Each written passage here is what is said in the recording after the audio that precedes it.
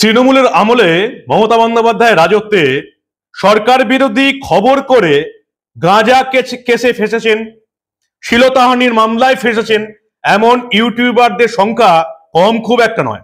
বিরোধী দলের নেতাদের কথা ছেড়েই দিলাম, বিরোধী দলের নেতা নেত্রীকে কিভাবে ড্রাগের কেসে, মদের কেসে, গাঁজার কেসে, মিথ্যা চুরির কেসে ফাঁসাতে হবে সেটা আমরা গত 13 বছরে মমতা বন্দ্যোপাধ্যায়ের সরকারের প্রশাসন এবং পুলিশের কাছ থেকে দেখেছি। এমনকি যারা খবর করে ইউটিউবার, তাদেরকেও মিথ্যা শ্লীলতাহানির মামলায় জেল কাটানো হয়েছে। পরবর্তীকালে কোর্টে প্রমাণ হয়ে গেছে যে পুলিশ মিথ্যা মামলা দিয়েছিল। গাঁজা এবং শ্লীলতাহানি এই দুটো মামলা এখন এই রাজ্যে কমন হয়ে দাঁড়িয়েছে। বাকি সরকার বিরোধী খবর করে বিভিন্ন রকমের মামলা কাঁধে চেপে আছে এমন ইউটিউবারদের সংখ্যা এই বাংলায় কম নয়। ওই যে বারবার বললাম, বিরোধী দলের নেতা নেত্রীদের কথা ছেড়িয়ে দিলাম। তবে তৃণমূল কখনো ভাবতে পারেনি যে এবার যে রাস্তায় তারা হাঁটছিল, বিরোধী সরকার বিরোধী খবর করলে, সরকার বিরোধী আন্দোলন করলে তাদের বিরুদ্ধে যে অভিযোগগুলো তুলে তাদেরকে অন্যায়ভাবে অপদস্থ করার চেষ্টা করছিল, সেগুলো এবার নিজেদের ঘাড়েই এসেই চাপবে, সেটা মনে হয় তৃণমূল বুঝতে পারেনি। দুটো পরপর ঘটনা যেখানে তৃণমূল পর্যন্ত কেঁপে গেছে, এবং এই দুটোই এই রাজ্যে তৃণমূলের দান। প্রথম ঘটনা কি? প্রথম ঘটনা হলো উত্তর ব্যারাকপুর পুরসভার ভাইস চেয়ারম্যান সত্যজিৎ বন্দ্যোপাধ্যায়ের আত্মহত্যা। তাকে কোনো এক মহিলা ব্ল্যাকমেল করে টাকা আদায় করছিল, ভিডিও দেখিয়ে, ভিডিও সোশ্যাল মিডিয়ায় ফাঁস করে দেবো এই ব্ল্যাকমেল করে। আর দ্বিতীয় ঘটনা আপনারা জানেন, কলকাতা পুরসভার 118 নম্বর ওয়ার্ডের কাউন্সিলর সুশান্ত ঘোষ, তাকে আবার মারার সুপারি দিয়েছিল কোনো এক ইকবাল বা আফরোজ খান। তৃণমূলের জমানায় ঠিক কি কি হচ্ছে সবটা দেখাবো, আপনাদের শোনাবো। এই প্রতিবেদন শেষ অবধি দেখুন। আমি মানব, দ্য নিউজ বাংলায় আপনাদের স্বাগত জানাচ্ছি। সত্যজিৎ বন্দ্যোপাধ্যায় উত্তর ব্যারাকপুর পুরসভার ভাইস চেয়ারম্যান, দুদিন ধরে নিখোঁজ ছিলেন। তারপর একটা ভাড়া বাড়ির ছাদের চিলেকোঠাতে তার ফাঁস লাগানো মৃতদেহ উদ্ধার হয়েছে। পুলিশের তরফ থেকে মনে করা হচ্ছে আত্মহত্যা করেছেন। শুধু যদি আত্মহত্যা হতো এটা খবর হতো না। কেন আত্মহত্যা করেছেন তৃণমূলের নেতা? কারণ তাকে ব্ল্যাকমেল করা হচ্ছিল, ফাঁসানো হয়েছিল। একটা ভিডিও ফাঁস করে দেবো এটা বলে তাকে ব্ল্যাকমেল করা হচ্ছিল, লক্ষ লক্ষ টাকা আদায় করেছেন, এবং তার বাড়ির লোক কোনো এক জয়শ্রী দাসের উপর এই অভিযোগের তীর তাক করেছেন। জয়শ্রী দাস, জানি না এই ঘটনাগুলো সত্য কিনা, বাড়ির লোকের অভিযোগ। পুলিশ এখন তদন্ত করে দেখছে। 1984 সাল থেকে উত্তর ব্যারাকপুর পুরসভার 8 নম্বর ওয়ার্ডের কাউন্সিলর। গত পুরসভা নির্বাচনে জয়ী হওয়ার পর এই সত্যজিৎ বন্দ্যোপাধ্যায়কে ভাইস চেয়ারম্যান নিযুক্ত করা হয়। বাড়ি উত্তর ব্যারাকপুরের আনন্দমঠ বি ব্লকে। সম্প্রতি সেই বাড়ি সংস্কারের কাজ চলায় পাশের একটি বাড়িতে তিনি পরিবার নিয়ে থাকছিলেন। সেই ভাড়া বাড়িরই চিলেকোঠার ছাদে দুদিন পর তার মৃতদেহ উদ্ধার হয়েছে। মৃতদেহের পাশে একটা সুসাইড নোট রাখা ছিল, এবং সেখানে তিনি 4 জনের নাম লিখে গেছেন এবং লিখেছেন এরা তাকে ব্ল্যাকমেল করছিল। একটা ভিডিও সোশ্যাল মিডিয়ায় ফাঁস করে দেবেন বলে ব্ল্যাকমেল করা হচ্ছিল। এই ভিডিও সোশ্যাল মিডিয়ায় ফাঁস হয়ে গেলে তার ব্যক্তিগত ইমেজ, সম্মান একেবারে জলাঞ্জলি যেত। সেই ভয়েই তিনি আত্মহত্যা করলেন। সুসাইড নোটে এমনটাই লেখা আছে। পরিবারের সদস্যরা বলছেন দাদার সত্যজিৎ বন্দ্যোপাধ্যায়ের মৃত্যুর জন্য জয়শ্রী দাস দায়ী। জয়শ্রী দাস ব্ল্যাকমেল করে দাদার কাছ থেকে লাখ লাখ টাকা নিয়েছে। আর এই ভিডিওটা ফেক, ভুয়ো ভিডিওর ফলে তৃণমূল নেতা আত্মহত্যা করে নিলেন। কেন? আমরা তো জানি তৃণমূল নেতা হলেই 7 খুন মাপ। ভুয়ো ভিডিও সত্য হলেও কি এসে গেল? শুধু একবার বলে দিত তো বিরোধীদের চক্রান্ত, ব্যাস। এই যেমন সারদা, নারদা, রোজভ্যালি, শিক্ষক নিয়োগ দুর্নীতি, রেশন নিয়োগ দুর্নীতি, সব তো আমরা জানি। মমতা বন্দ্যোপাধ্যায় নিজে বলে দিয়েছেন সব বিরোধীদের চক্রান্ত, মোদী সরকারের চক্রান্ত। সেটা না বলে তৃণমূলের নেতা আত্মহত্যা করতে গেলেন কেন? এটাই সবচেয়ে বড় প্রশ্ন। তৃণমূলের নেতা ব্ল্যাকমেইলের ভয়ে আত্মহত্যা করছেন, আর রাজ্য জুড়ে বিরোধী দলের নেতা নেত্রী, সংবাদ মাধ্যমের কর্মীরা, তাদের বিরুদ্ধে কি হচ্ছে কেউ জানে না। প্রত্যেকটা সাংবাদিক যারা সরকারের বিরুদ্ধে খবর করে সবসময় ভয়ে ভয়ে থাকে। এই বুঝি গাঁজা কেস আর শ্লীলতাহানির মামলায় ফাঁসিয়ে দিল। অনুব্রত মণ্ডল, বীরভূমের জেলা সভাপতি, এখন কোর কমিটির নেতা, নিজে ফোন করে বলছেন বর্ধমানের পুলিশ সুপারকে ওই মেয়েটাকে গাঁজা কেসে ফাঁসিয়ে দে।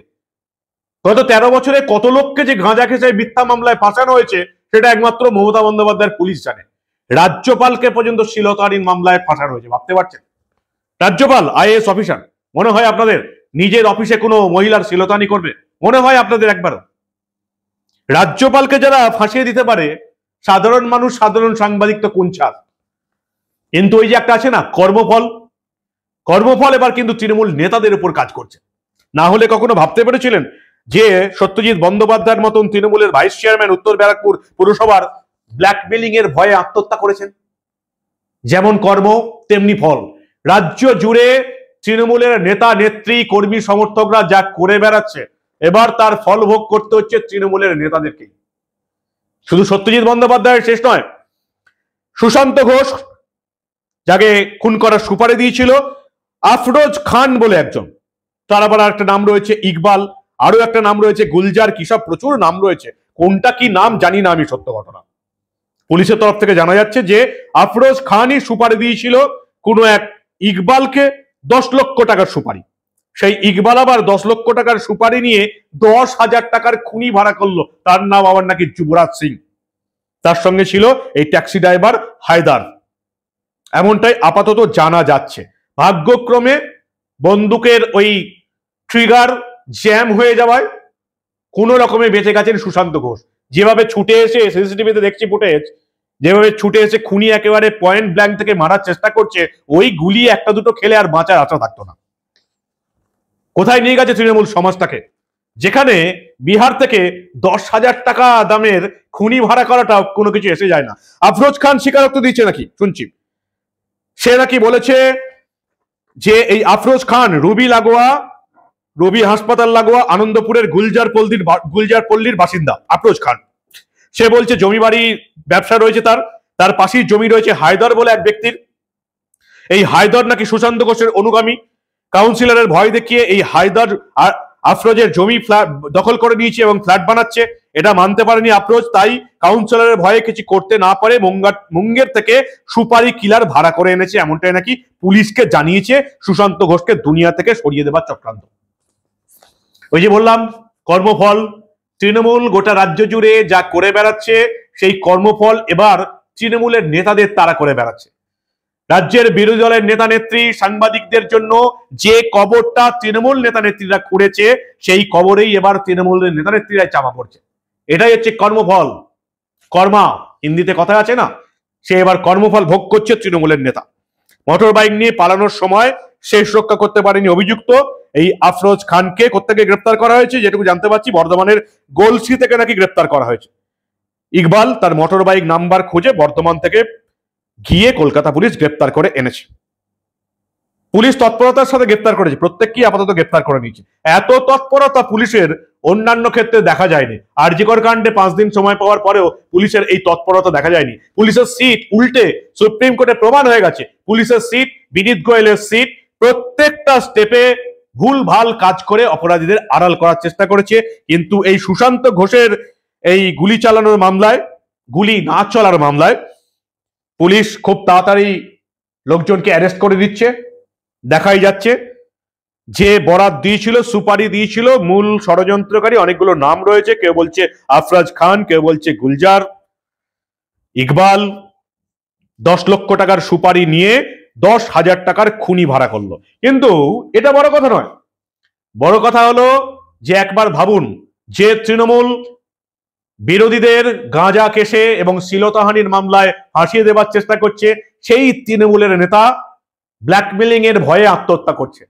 যে তৃণমূলের তরফ থেকে হুমকি পাওয়া যাচ্ছে, পুলিশ অন্যায়ভাবে মামলা করছে, তৃণমূলের বিরুদ্ধে, সরকারের বিরুদ্ধে খবর করলে পুলিশ অন্যায়ভাবে কেস দিয়ে জেলে পুরে মুখ বন্ধ করার চেষ্টা করছে, সেই তৃণমূলের নেতাকে আফরোজ খান, ইকবাল, হায়দার এরাই আবার সুপারি কিলার লাগিয়ে পৃথিবী থেকে বিদায় করে দেওয়ার ব্যবস্থা করে দিচ্ছে। বুঝতে পারছেন বাংলার সমাজ ব্যবস্থাটা কোথায় গেছে?